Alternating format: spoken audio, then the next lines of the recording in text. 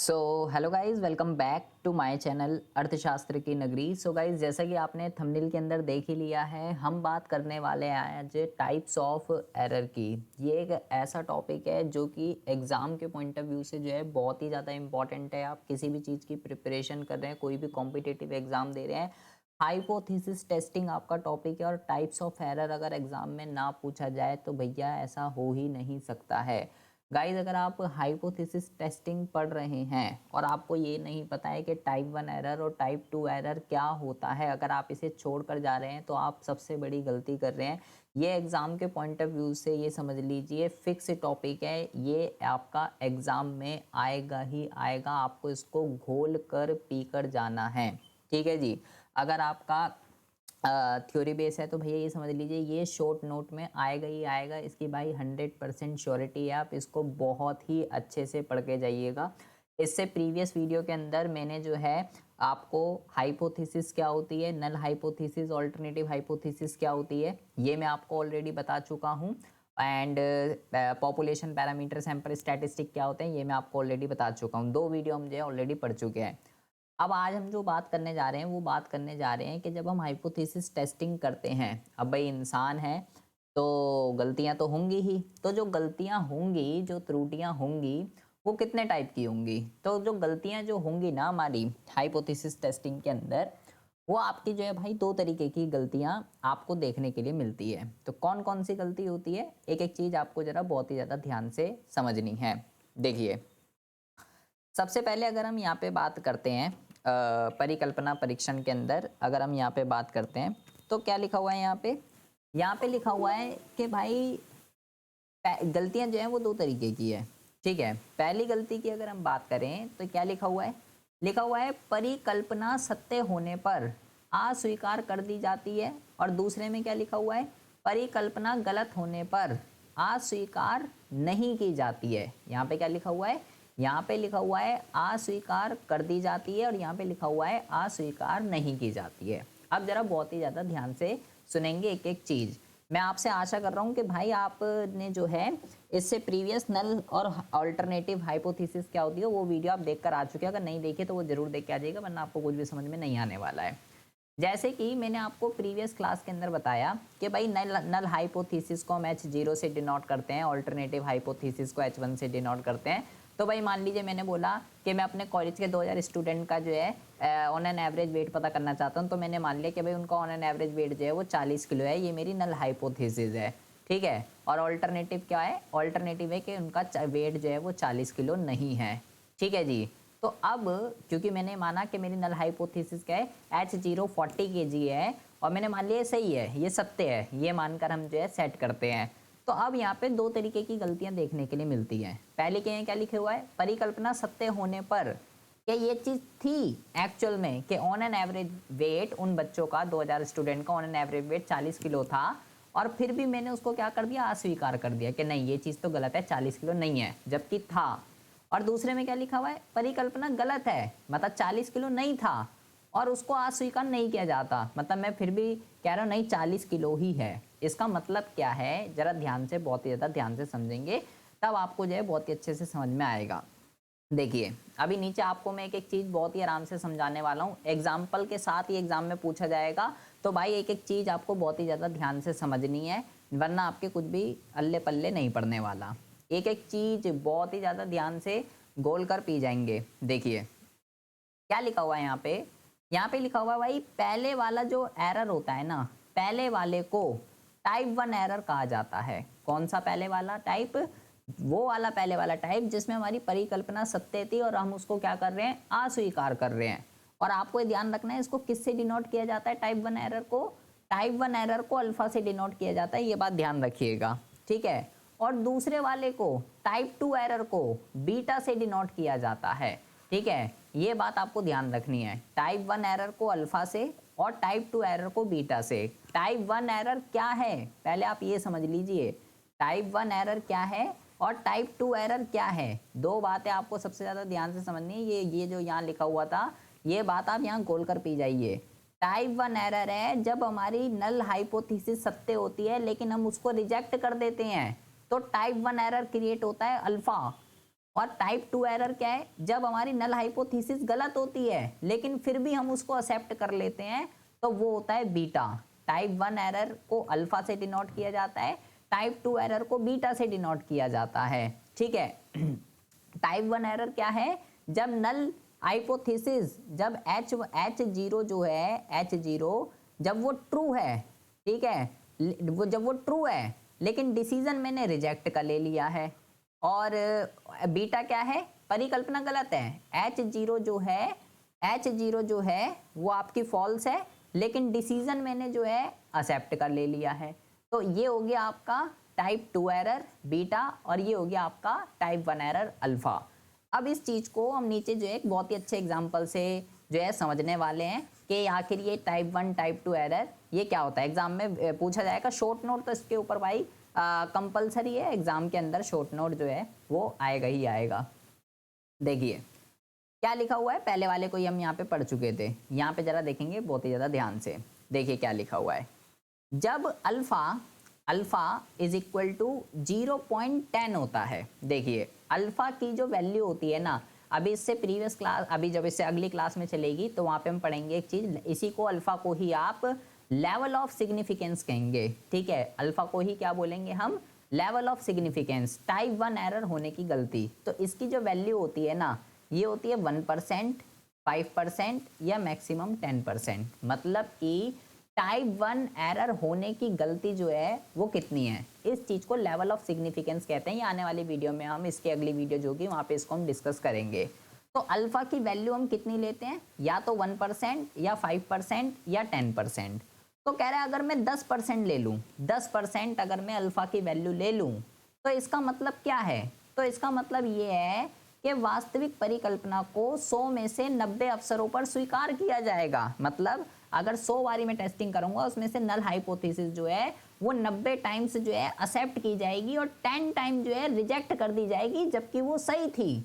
और यहाँ पे क्या लिखा हुआ है, इस प्रकार प्रत्येक 100 अवसरों में से 10 में से एक सच्ची परिकल्पना, एक ट्रू हाइपोथेसिस को क्या कर दिया जाएगा, खारिज कर दिया जाएगा, रिजेक्ट कर दिया जाएगा।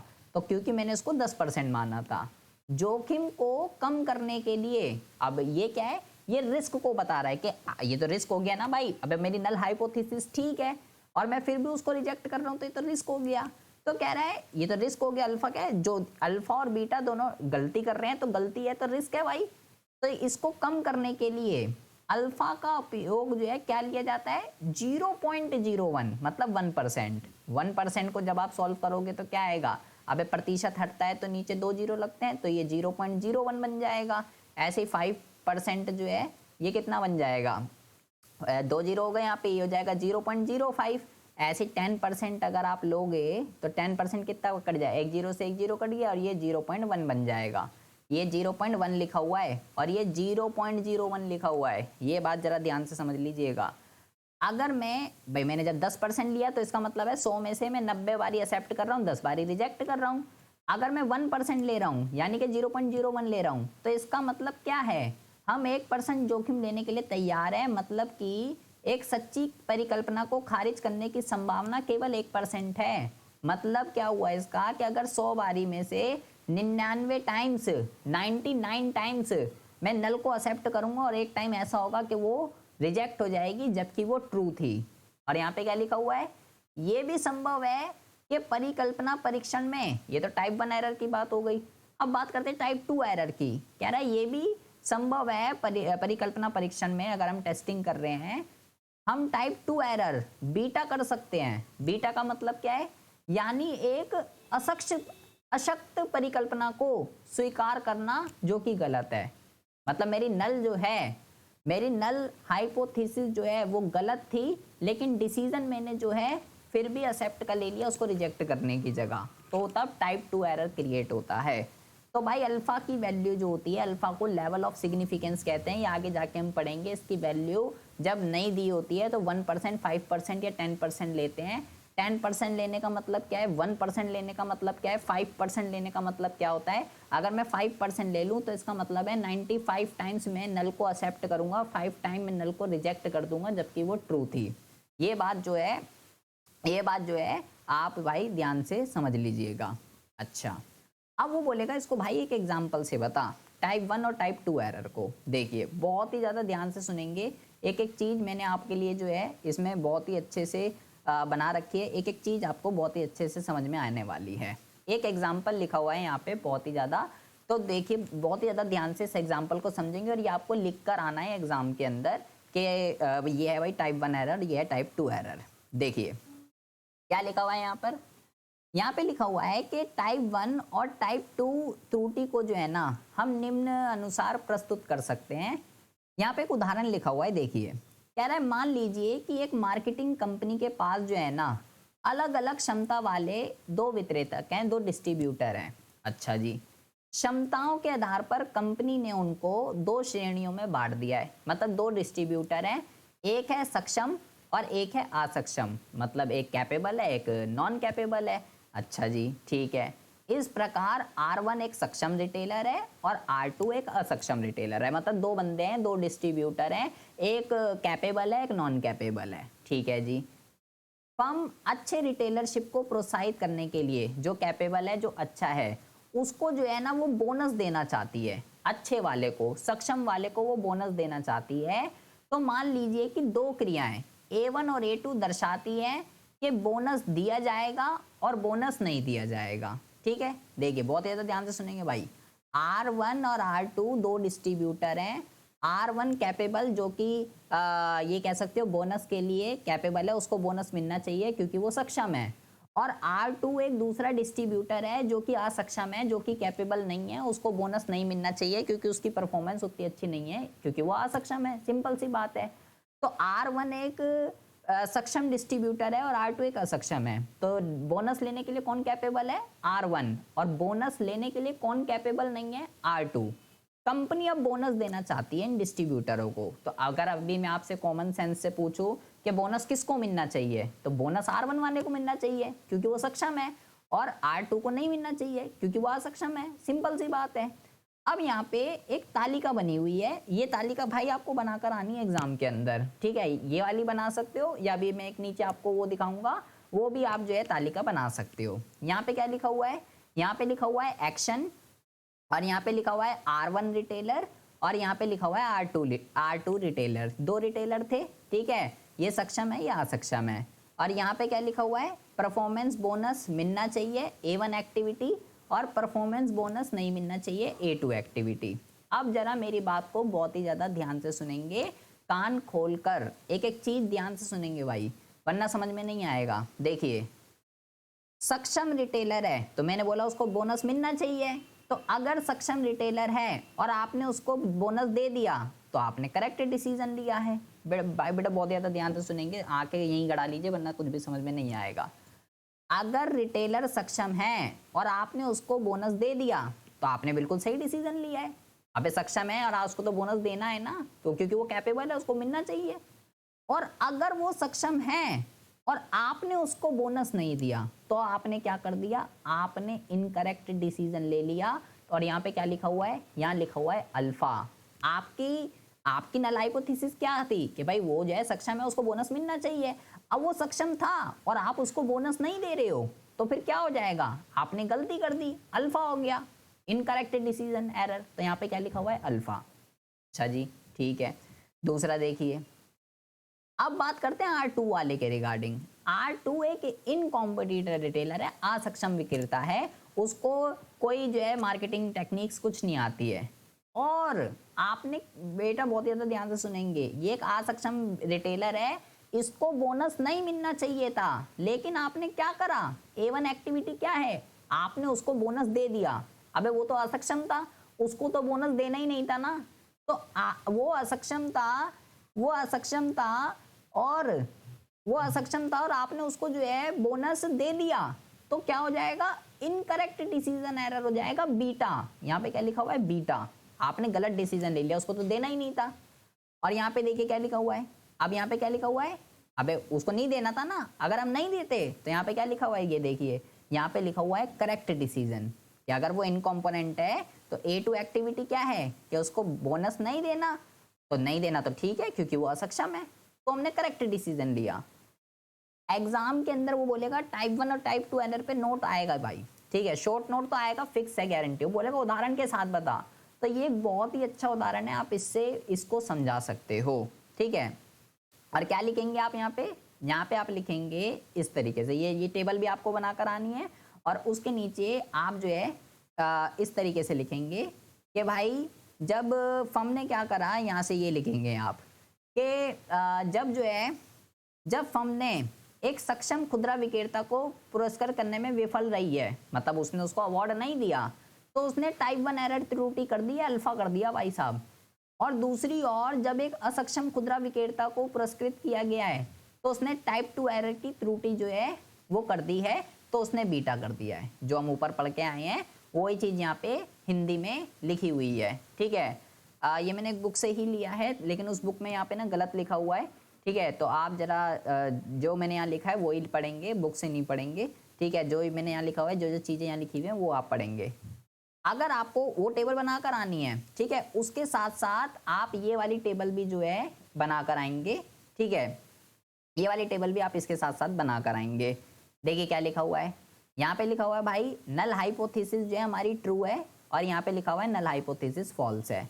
यहाँ पे लिखा हुआ है रिजेक्ट नल हाइपोथेसिस, और यहाँ लिखा हुआ है fail to reject null hypothesis. बहुत ही ज़्यादा ध्यान से सुनेंगे, ये आपको बनाकर आनी है। अगर ऊपर की रामायण कथा अगर आपको समझ में आ चुकी है कि टाइप 1 एरर क्या है और टाइप 2 एरर क्या है, तो आपको बहुत ही आराम से समझ में आ जाएगा। देखिए, जब मेरी नल हाइपोथेसिस ट्रू थी, जब मेरी नल हाइपोथेसिस सत्य थी, उसमें कोई भी दिक्कत नहीं थी, और मैंने उसको रिजेक्ट कर दिया।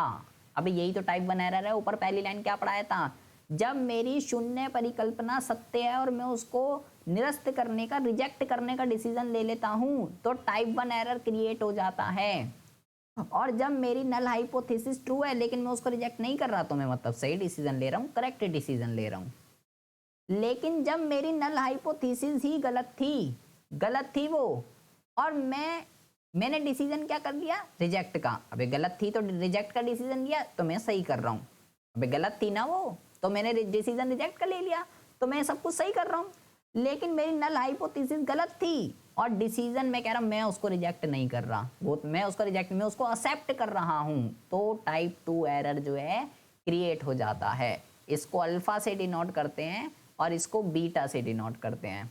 ये आप टेबल बनाकर आएंगे टाइप 1 और टाइप 2 एरर के अंदर। ठीक है, अगर एग्जाम में आएगा, ये फिक्स है, टाइप 1 एरर और टाइप 2 एरर, ये आपसे एग्जाम में जो है पूछा जाएगा। तो आपको क्या क्या लिख कर आना है, बहुत ही ज़्यादा ध्यान से सुनेंगे। यहाँ से आपको कहानी जो है स्टार्ट करनी है। ठीक है, यहाँ से कि भाई दो तरीके की वो होती है, जब नल हाइपोथेसिस सत्य होती है और मैं उसको अस्वीकार कर देता हूँ, और जब नल हमारी गलत होती है लेकिन मैं उसको अस्वीकार नहीं करता हूँ। ठीक है, ये आप लिखेंगे, और फिर ये यहाँ से सारी रामायण कथा लिखेंगे। पहले वाले को टाइप 1 एरर अल्फा कहते हैं, दूसरे वाले को टाइप 2 एरर बीटा कहते हैं। अल्फा की वैल्यू 1%, 5%, 10%, इनका मतलब क्या होता है, ये आप जो है उसको बताकर आएंगे। और ये उदाहरण जो मैंने यहाँ पे लिखा है टाइप 1 और टाइप 2 एरर, ये उदाहरण तो आपको जरूर लिख कर आना है। ठीक है, ये आप लिख कर आएंगे, और उसके बाद ये टेबल आकर बनाकर आना चाहते हो तो ये भी बना सकते हो अच्छी परफॉर्मेंस के लिए। अदरवाइज जो ये वाली जो टेबल हमने यहाँ पे लिखी हुई है ना, ये जो हमने यह टेबल लिखी हुई है, ये इसी चीज़ को रिप्रेजेंट कर रही है जो यहाँ पे हमने उदाहरण दिया है। तो वो नीचे वाली बनाकर आनी है तो बना सकते हो। ठीक है, अदरवाइज कोई ऐसी दिक्कत परेशानी नहीं है। ठीक है, तो आई होप आपको जो है भाई टाइप 1 एरर और टाइप 2 एरर, ठीक है, दोनों त्रुटियाँ आपको बहुत ही अच्छे से समझ में आ गई होगी। अगर इसमें आपको कोई भी डाउट है, कोई भी इशू है, तो आप मेरे को कमेंट बॉक्स में जो है कमेंट कर सकते हैं कि भाई हमें जो है अल्फ़ा समझ में नहीं आया है या बीटा समझ में नहीं आया है। और हमारी जब हम टेस्टिंग करते हैं तो हमारे यही पॉसिबिलिटी होती है कि भाई हम गलती जो है रिस्क जो है वो कम से कम करें, दोनों ही गलतियां जो हैं कम से कम करें। ठीक है, इसको आप जरूर पढ़ के जाइएगा, ये फिक्स है। हाइपोथेसिस टेस्टिंग के अंदर ये आएगा ही आएगा। और जब कुछ भी ना दे रखा हो तो हम अल्फ़ा, इसको मैंने बोला, इसको अल्फ़ा को हम आगे वाली वीडियो में पढ़ेंगे। लेवल ऑफ सिग्निफिकेंस कहते हैं, 1% या 5% लेते हैं, 10% जो है नहीं लेते हैं। ठीक है, ये बात आपको अपने भेजे में सेट कर लेनी है। वीडियो अगर आपको अच्छी लगी हो तो प्लीज़ इस वीडियो को ज़्यादा से ज़्यादा लाइक कीजिएगा और अपने फ्रेंड सर्कल में शेयर कीजिएगा। मिलते हैं आपसे नेक्स्ट वीडियो में ऐसे इंटरेस्टिंग टॉपिक के साथ। तब तक के लिए have a good day, bye bye, take care.